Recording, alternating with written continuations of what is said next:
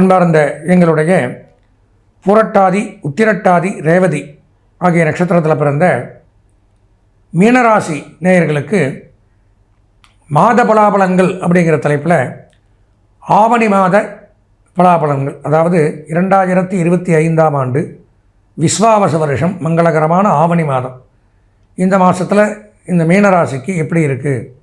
பொதுவாக மீனராசின்னு எடுத்துட்டாலே இருக்கிற 12 ராசியிலே பாவம் ரொம்ப கஷ்டப்படக்கூடிய ராசி மீனராசி தான்.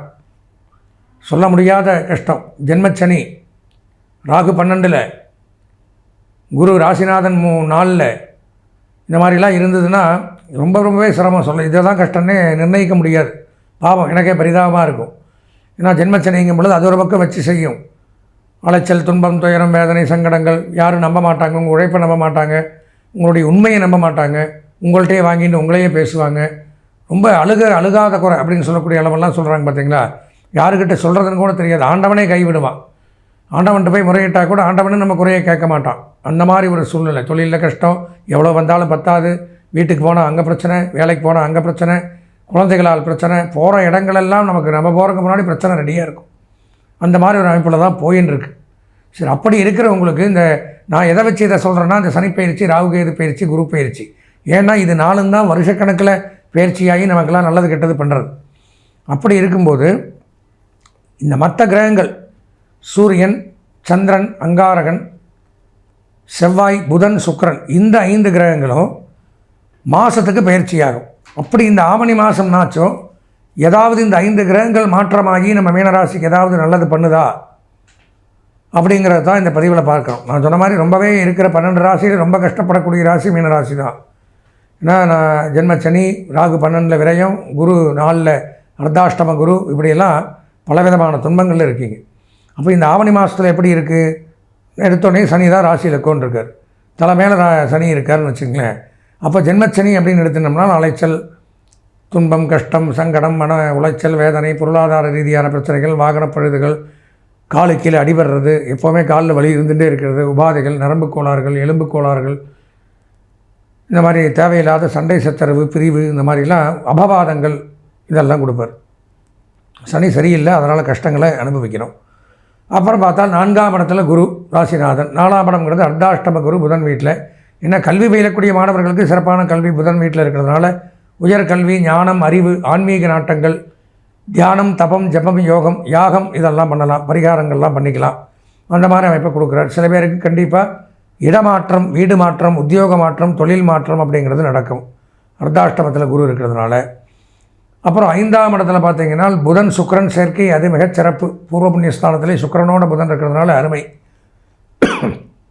உத்தியோகத்தில் பதவி உயர்வு, சம்பள உயர்வு, பாராட்டுக்கள் குவிந்த வண்ணம் இருக்கும். புதிய புதிய தொழில்கள் செய்யலாம், புதிய ஒப்பந்தங்கள் உண்டாகும், தொழிலில் முன்னேற்றங்கள் ஏற்படும். பலரோடு சேர்ந்து கூட்டு தொழில் பண்ணுறது, புதிய பெரிய மனிதர்களுடைய தொடர்பு, அவங்களால் நமக்கு நன்மைகள், அவங்களோடு சேர்ந்து தொழில் பண்ணுறது, இந்த மாதிரி அமைப்புகள் உண்டாகும். அசையாத சொத்துக்கள் வாங்கக்கூடிய அமைப்பு உண்டாகும். பூர்வீக சொத்துக்கள் வாங்கலாம், அதுலேயும் நன்மை. அதே மாதிரி குறிப்பாக கல்வி பயிலக்கூடிய மாணவர்கள் சிறந்த முன்னேற்றத்தை அடையலாம்.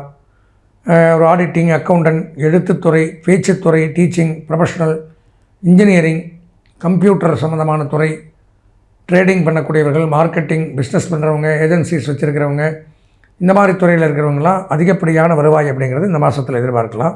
சுக்கிரன் அதிலே இருக்கிறதுனால உலோக தொழில் பண்ணுறவங்க, ஜவுளி தொழில் பண்ணுறவங்க, வங்கி, நிதி நிறுவனங்கள், ஃபினான்ஸ் டிபார்ட்மெண்ட், கொடுக்கல் வாங்கல், ஆடை ஆபரணங்கள், ரெவென்யூ டிபார்ட்மெண்ட், பத்திரப்பதிவு, இதில் இருக்கிறவங்களுக்கு நன்மைகள் சற்று கூடுதலாக உண்டாகும். 6ஆம் இடத்துல சூரியன், கேது, ரணம், ரோகம், சத்ருஸ்தானத்தில். அதனால் தகப்பனார் இருந்தால் தகப்பனாருக்கு உடல்நலக்கேடு, எதிரியினுடைய பலம் அதிகரிக்கும். எதிரி உங்களை தாக்கக்கூடிய அமைப்பு, மறைமுக தாக்குதல், உங்களுக்கு சூழ்ச்சி, வஞ்சனைகள் பண்ணக்கூடிய அமைப்பு இதெல்லாம் ஏற்படும். அரசாங்கத்தில் பணியாற்றக்கூடியவர்களுக்கு இடையூறுகள் உண்டாகும். அரசியல்வாதிகளுக்கும் பிரச்சனைகள் உண்டாகும். தகப்பனார் இருந்தால் தகப்பனாருக்கு உடல்நலம் பாதிக்கப்படலாம். சில பேருக்கு ஹார்ட் சம்மந்தமான கோளாறு, கை வலி, நரம்பு கோளாறுகள் இதெல்லாம் ஏற்படலாம். ஆன்மீகத்துறை, இயல் இசை, நாடகம், ஜோதிடம், சினிமா, நீதிமன்றம், சட்டம், காவல்துறை, இராணுவம், போக்குவரத்து துறை, அப்புறம் பார்த்திங்கன்னா விமானம், கப்பல், ரயில்வே, இந்த மாதிரி துறையிலெல்லாம் பணியாற்றக்கூடியவர்களுக்கு நன்மை அதிகரிக்கும். 7ஆம் இடத்துல செவ்வாய். 7ல் செவ்வாய் இருக்கிறதுனால களத்திர ஸ்தானத்தில் செவ்வாய் இருக்கிறதுனால கணவன் மனைவிக்குள்ளே அந்யோன்யங்கள் ஏற்படும். சில பேருக்கு இருதாரங்கள் 2வது திருமணம் நடைபெறக்கூடிய அமைப்பு அப்படிங்கிறது கூட நடக்கும். ஏன்னா செவ்வாய் தான் இருதாரத்தை கொடுக்கக்கூடியவர். மீனராசிக்கு 7ஆம் இடத்துல செவ்வாய் இருக்கிறதுனால இருதார யோகம் அப்படின்னு சொல்லலாம்.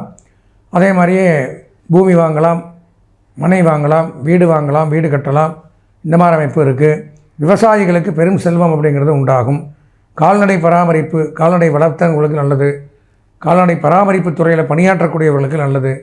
பூமி சம்பந்தமான தொழில், ரியல் எஸ்டேட், புரோக்கேஜ், நான் சொல்கிற மாதிரி உணவு, சுகாதாரம், மருத்துவம், காவல்துறை, நெடுஞ்சாலை பணியாளர்கள், கட்டுமான பணியாளர்கள், தொல்லியல் ஆராய்ச்சியாளர்கள், விஞ்ஞானிகளுக்கு சிறப்பு. 12ஆம் இடத்துல ராகு சஞ்சரிக்கிறதுனால கெட்ட பெயர், அசிங்கம், அவமானம், கேவலம் ஏற்படும், நரம்பு கோளாறுகள் வர்றதுக்கு வாய்ப்புண்டு. பொதுவாக மீனராசி அப்படின்னு எடுத்துட்டால் இந்த ஆவணி மாத பலாபலன்களில் எனக்கு தெரிஞ்சு மற்ற கிரகங்களுடைய அனுகூலத்தை பார்க்கும் பொழுது ஒரு 90% நன்மை அப்படின்னு சொல்லலாம்.